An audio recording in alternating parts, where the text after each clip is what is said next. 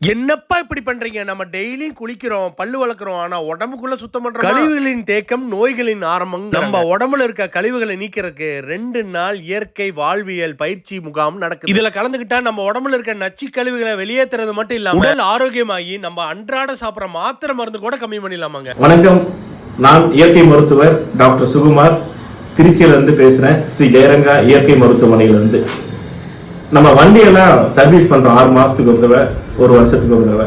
ஆனா உடம்ப சர்வீஸ் பண்றது இல்லை. உடம்புல கழிவுகள் தேங்குறதுனால பல நோய்கள் வருது.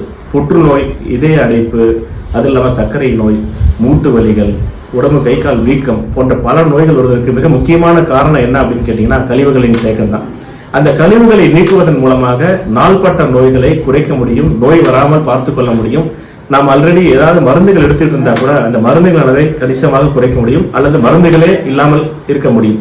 2 நாள்